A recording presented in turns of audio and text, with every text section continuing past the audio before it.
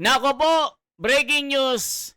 Itong nilabas si Congressman Leviste na galing po sa yumaong si Cathy Cabral ng DPWH na tinatawag na Cabral Files ay chismis lang di umano, sabi ng Malacanang at Palasyo. Nako po mga kababayan, anong gusto nilang palabasin? Sabi nila sa mga komento, abay, kailangan daw manumpa si Cabral.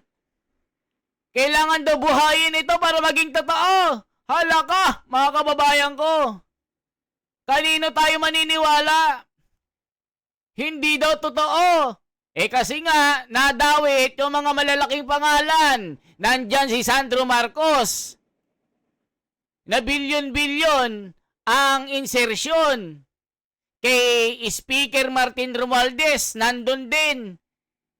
Sumabog ang pangalan sa Cabral Files. At pati ang Mrs. CBBM. Kaya sabi ng Malacanang, chismis lang ito.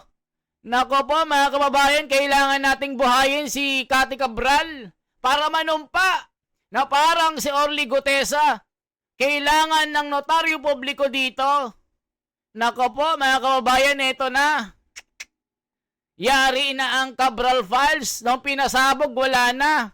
Pero nung nandyan si Cathy Cabral, ayaw nilang ilabas. So ngayon nung wala na si Cathy Cabral, sinasabi na chismis. Wala na daw magpapatotoo. Dapat si Cathy Cabral lang ang magsalita, hindi si Congressman Leviste. Yan po yung mga nagkokomento. Hindi yan totoo. Kailangan si Cabral lang magsalita, hindi si Leviste. Yan po ang mga nagre-react po mga kababayan na loyalista nga. Yan din ang sabi ng Palasyo, chismis ito, hindi ka panipaniwala. Kailangan ng legit na nagsasalita sa DPWH. Kailangan si Vince Hison na magsabi na totoo yan. Hala ka. So eto na mga kababayan, manggigigil na kayo dito. Pasabog na nakakagigil na balita. The so-called Cabral Files made public by Batangas Congressman Leandro Leviste.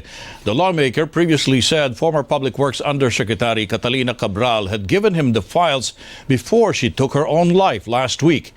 These purportedly contain details of infrastructure budget allocations for congressional districts. Congressman Leviste says the files show how so-called outside allocables made the 2025 Public Works budget balloon to over 1 trillion from 400 billion pesos. Leviste defines outside allocables as the funds requested by proponents as well as congressional amendments to the budget. But Leviste clarifies the names contained in Cabral's files pertain only to district representatives and not the project proponents themselves.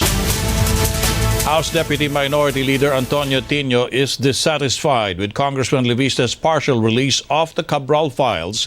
Tino also says the files show nothing new, since the information on the so-called allocables of lawmakers had already been revealed by recent investigative reports. Tino is urging Leviste to release everything all at once and let the public decide on the credibility of the information. He says Leviste's move may be seen by the public as selective disclosure due to self-serving motives. The Public Works Department has yet to verify the authenticity of the files. Administration spokesperson Claire Castro says Malacanang will only respond to documents authenticated by the DPWH. Castro says anything else would be considered hearsay with no probative value. Nakita nyo mga kababayan, everything is a hearsay and there's no probative value. Ito ang sinabi po ng spokesperson na vlogger ng Malacanang, si Auntie Claire, na pag hindi daw naglabas ng opisyal na statement itong si Vince Dizon ng DPWH, ito ay nangangahulugan na chismis at pawang walang katotohanan. Anong gusto nyong palabasin? Sabi ng mga nagre-react, buhayin si Cabral at siya yung maglabas. Wala na siya, di ba? Ano bang gusto nyong mangyari? Buhayin si Cabral? Ilabas nyo na? Doon sa nagtatago kung saan nakita daw sa Tokyo, Japan Yan yung mga chismis ipapanotaryo natin para maging totoo. Ay nako mga kababayan, basta nadadawit sila ay hindi totoo Sino ang paniniwalaan natin mga kababayan? Nung sumabog si Orly Gutesa, hindi raw totoo. Nasaan na yon? Yung mamang yon, tinago. Dinetain daw, sabi ni Mike Defensor, na dating former congressman. At kinasuhan itong si Orly Gutesa at wala daw credible o credibility itong kanyang salaysay dahil pineke daw naman ang kanyang notaryo publiko. Yung pirma daw, perjury. Pinorge daw, dinaya daw. Nasaan na nga ba yun? Tinago. Kinasuhan nila, pati si Marcoleta, kinasuhan din. Nung sumabog si Saldico, wala naman daw say-say yung kasi nga ayaw naman daw umuwi. Kailangan daw manumpa at kailangan ng notaryo publiko. Sabi naman sa batas, kahit anonymous, hindi kailangan ng notaryo dito. Mismong tao yung nagsasalita. Dito nyo makikita mga kababayan na binabaluktot nila yung batas. Binabaluktot nila yung katwiran. So ngayon mga kababayan, itong nilabas ni Cathy Cabral na ibinigay dito kay Leviste, chismis na naman mga kababayan ko. Ano ba ang totoo? Sabi ni John Vic Remulla, ako napakalinis ni dating Speaker Martin Romualdez walang fingerprint. Talagang hindi namin makita kahit anong gawin naming investigation. Napakalinis. Totoo kaya mga kababayan na malinis? Nung sumabog si Cathy Cabral, itong Cabral Files na ito, pinasabog ni Leviste, abay, chismis na naman daw mga kababayan. Kailangan doon ng legitimate na DPWH ang maglabas, hindi kay Leviste kasi nga, this is not, it's just a gossip. Nako, mga kababayan ko, manggigigil na naman kayo. Nasaan na ang hustisya? Sabi ni BBM, yung mga dawit sa flood control, mga nagnakaw ng pera ng bayan, magpapasko sila sa kulungan, maghihimas rehas sila. Naka 27 na o 26 na, wala pa. Ang mga kinulong nila, si Diskaya,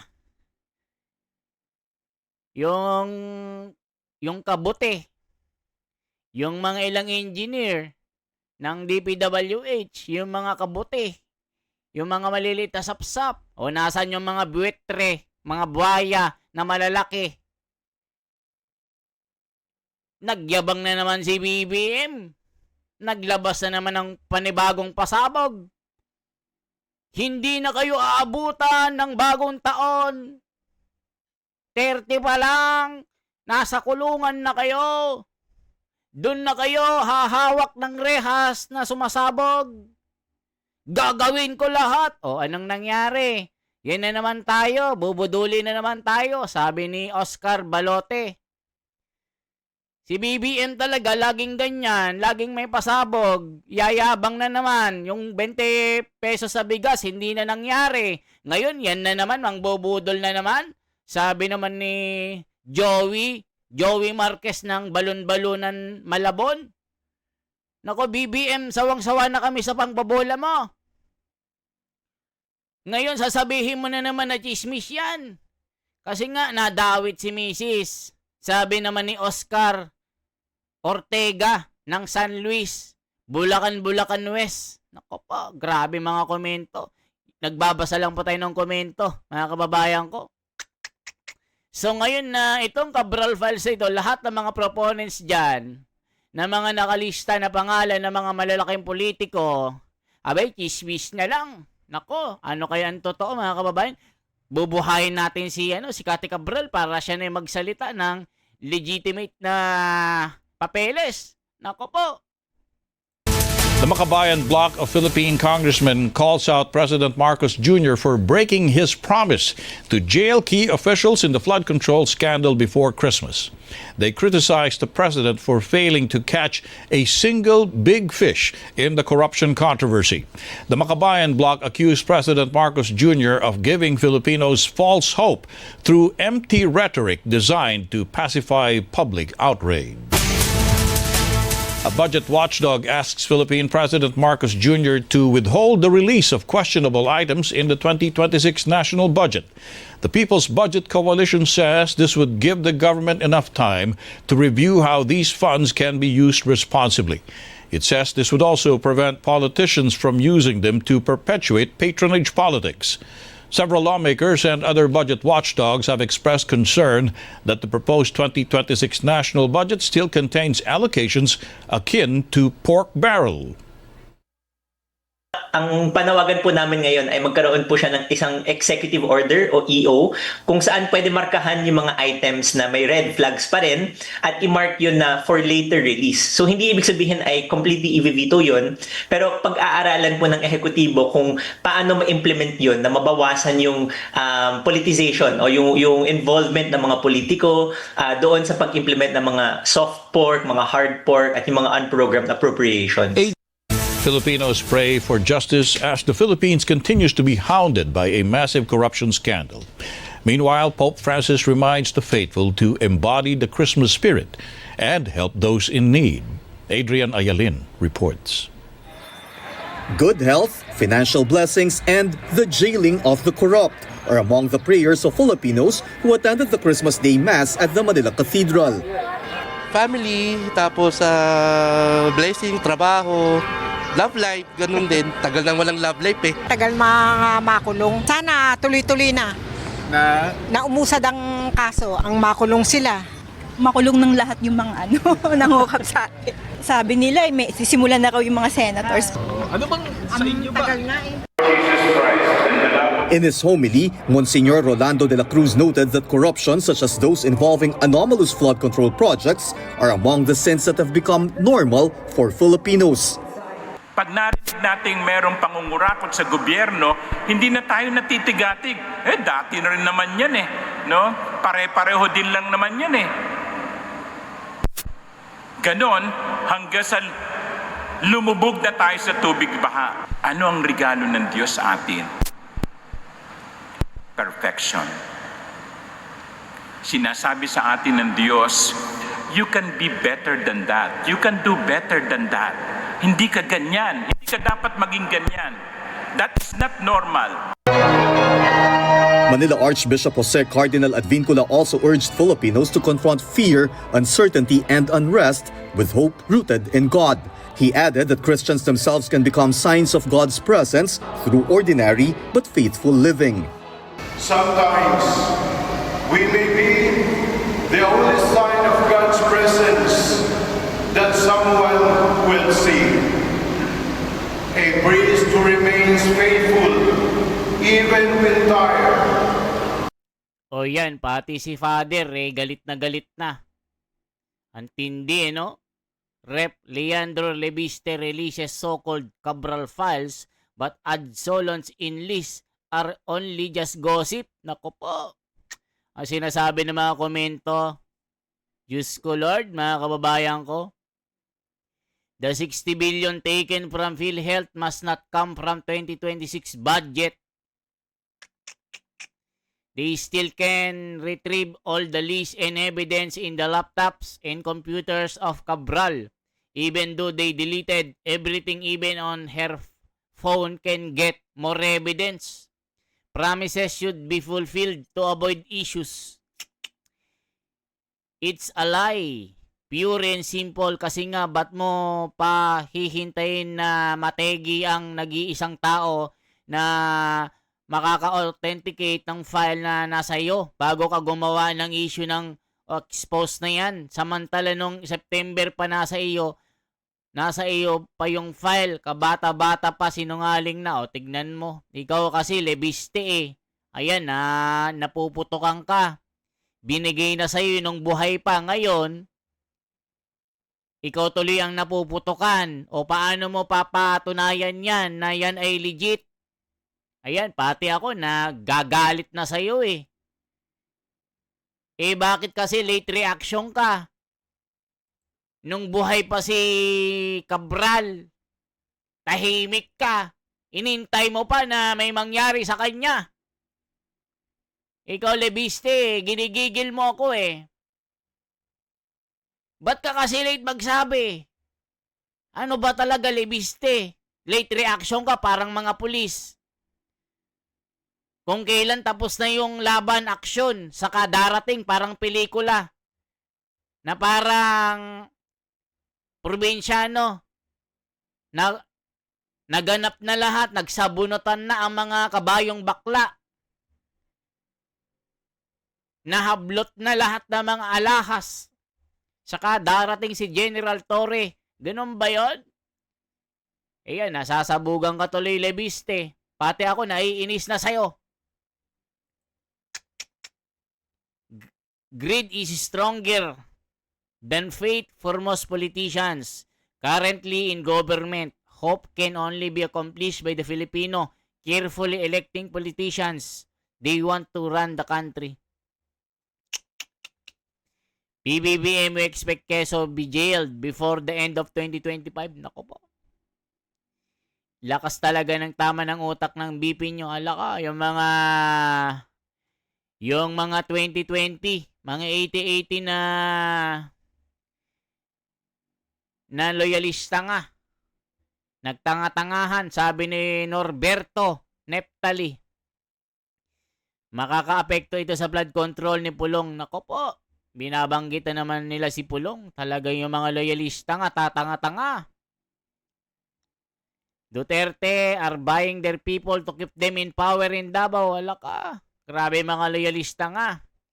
Lebiste lost his credibility with his changing statements, clinging to false not reporting of Cabral's statement. Pag wala na siya, suspiciously, he himself might be protecting his own family interest or probably inclusion in the list. Nako po. Ang tindi na mga ito. Walang dahilan para ang budget ng 2026 ay tataas pa sa 2025. Nako, mga kababayan ko.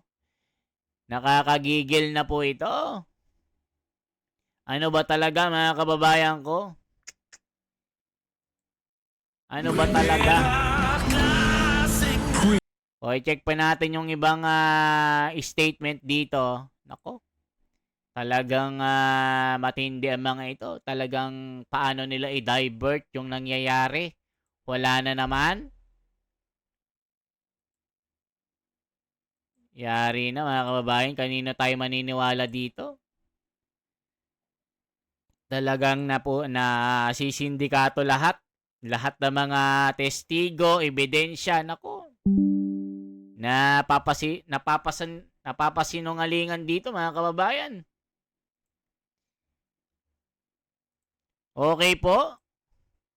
Yan lamang po ang ating bahagi mga kababayan. Sana po i-share nyo po itong video na ito. Sana po pag umabot kayo mag-comment po kayo kung anong marereact nyo dito.